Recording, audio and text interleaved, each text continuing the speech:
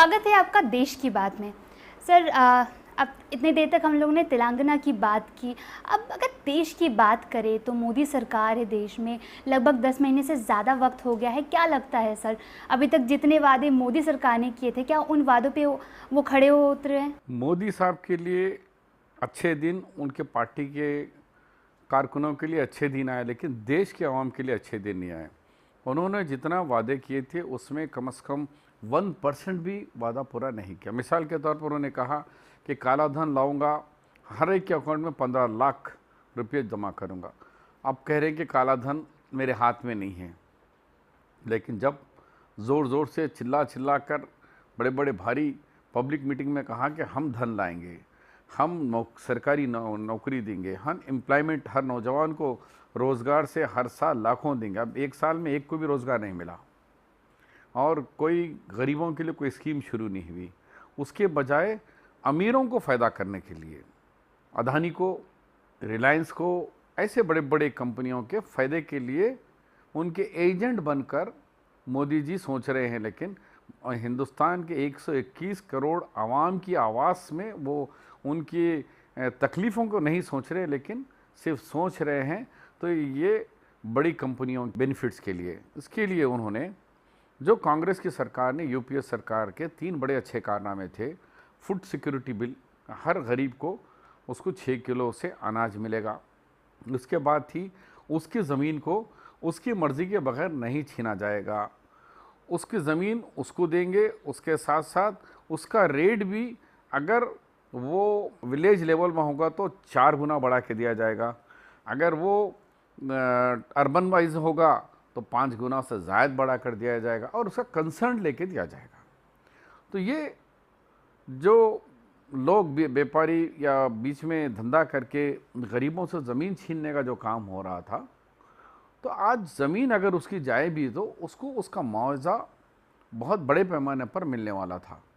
तो इन्होंने पहले आते आते ही किसानों के पेट पर मारा और किसानों की जो ज़मीन खींचने का यूपी के बिल को वो लोकसभा में पास कराया, लेकिन राज्यसभा में रुक गया। तो ऑर्डिनेंस के ज़रिए ये बड़े बड़े इंडस्ट्रियलिस्ट घरानों को बेनिफिट करना चाह रहे हैं, नंबर 1।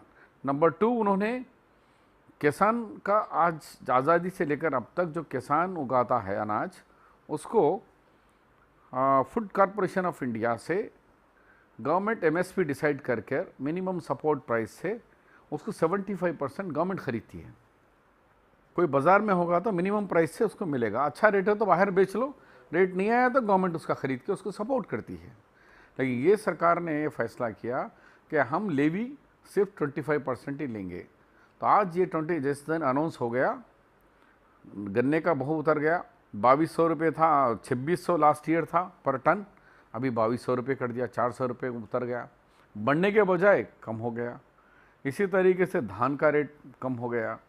तो अब किसान परेशान है।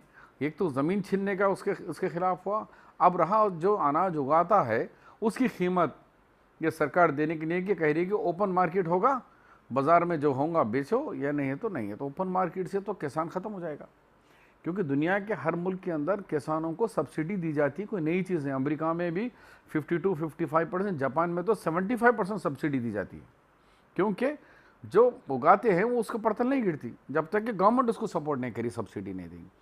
तो ये सरकार किसानों की दुश्मन सरकार है और सिर्फ पैसे वालों के, दौलतमंदों के बारे में ही सोचने वाली मोदी सरकार है। सर, आप बात कर रहे थे अभी भूमि अधिग्रहण में जो संशोधन को लेकर विवाद चल रहा है, तमाम जो गैर भाजपा पार्टियां हैं वो विरोध कर ही रही है। आपकी पार्टी का क्या रुख है भूमि अधिग्रहण बिल को लेकर? बिल्कुल, हमने कई सालों की मेहनत के बाद जो लैंड एक्वेशन बिल हुआ, उसके अंदर सुषमा स्वराज जी थे, बीजेपी के सेलेक्ट कमेटी के अंदर बीजेपी के तमाम मेंबरान थे।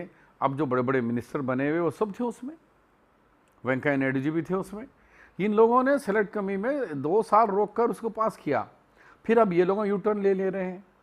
जो लोग कमेटी में नहीं थे, अगर नए सरकार में नहीं थे तो और बात थी, वो सरकार में नहीं थे लेकिन कमेटियों में थे, पार्लियामेंट ने पास करते हुए उसके पक्ष में वोट दिया। अब कह रहे हैं कि ये बिल ठीक नहीं था, तो जब उसे अपोज करना था।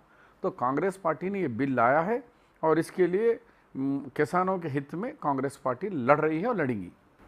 अगर भूमि अधिग्रहण बिल की बात करें तो लगातार आपको नहीं लगता कि भाजपा सरकार चारों तरफ से घिरती हुई नजर आ रही है? प्रधानमंत्री खुद कभी मन की बात तो कभी हर एक मन से सफाई देते हुए नजर आ रहे हैं कि भूमि अधिग्रहण बिल जो है वो किसानों के हित में है, तो ये सफाई क्यों देनी पड़ रही है भाजपा सरकार को? वो पहले तो समझे कि मैंने जिस तेज़ी के साथ आवाम में इलेक्शन जीते हैं, वो 2014 का इलेक्शन, उन्होंने समझा कि हमेशा अच्छे दिन मेरे लिए ही हैं। तो जब दिल्ली का इलेक्शन में उन्हें बहुत बड़ा धक्का लगा, सारी सरकार, सारे एमपी, सारे मिनिस्टर, सारी दौलत लगाने के बाद भी वो कुछ नहीं कर सके। उसके बाद वो अपना जब सर्वे कराए हैं तो उन्हें मालूम हो गया कि ज़मीन कहाँ है, वो आसमान से नीचे आना शुरू हो गए हैं। क्योंकि जो मेड इन इंडिया कहते हैं और ख़ुद कपड़े पहनते हैं मेड इन इटली के, मेड इन यूके के, तो वो जो शख्स बोलता एक है करता एक है, तो वो क्या मन की बात बोलेगा? ओबामा के सामने जब बात करने बैठे हैं, वर्ल्ड दुनिया का ना सबसे रिचेस्ट कंट्री के मुल्क के सुपर पावर के प्रेसिडेंट, उसके सामने नरेंद्र मोदी का अगर सूट पहन के बैठेंगे तो उन्होंने समझेंगे तो ये तो चिल्लर है, ये तो छोटा आदमी है, अपने नाम का कोट पहन के पहना है। उसके बजाय अगर किसी आश्रम में तैयार किया हुआ किसी हरफन गरीब लड़कियों का या बेवा लड़की लड़कों का कोई तैयार किया हुआ हाथ का बना हुआ कोट अगर वो पहन के बैठते तो उसकी इज्जत बढ़ती थी उनकी। लेकिन वो मेड इन यूके का पहनी और एवरीडे 3-4 सूट और पूरे डिज़ाइनर का लाखों रुपए के कपड़ों में रोज़ उनके कपड़े जाते हैं। तो ये सब दिखावा है। ये दिखावा चंद दिन के बाद उनकी चमक धमक धीमी पड़ गई है। अब अगर भाजपा सरकार की बात करें तो 10 महीनों में वो कहीं ना कहीं अपने कामकाज से ज़्यादा जो विवादित बयान है उसको लेकर चर्चा में रही है। सिर्फ नॉर्मल नेता ही नहीं, जो केंद्रीय मंत्री है गिरिराज सिंह को ले ले, बीके सिंह को ले ले या साध्वी प्राची हो, लगातार विवादित बयान आते जा रहे हैं, लेकिन भाजपा सरकार की तरफ से कोई गंभीर कदम जो है नहीं उठाए जा रहे। वो देश के सामने पहले कहा कि अगर कोई हमारे देश की तरफ आंख उठा के देखा तो हम उसकी आंख निकाल देंगे। पाकिस्तान ने उल्टा करके बता दिया। और चीन के प्रेसिडेंट ऑफ इंडिया चाइना चीन के साथ में इंडिया में हैं और बॉर्डर पे घुस के आ गई चाइना की फ़ौज। इससे बड़ा उनके लिए और क्या हो सकता है कि जो चैलेंज करके आए और वो ख़ुद यहाँ हैं और वो हमारे देश पे आक्रमण हो रहा है, हमारे देश के ऊपर बॉर्डर टेररिज्म हो रहा है और बढ़ के हो रहा है। उनके लोग अंदर घुस के हमारे फौजियों को मार के चले जा रहे हैं।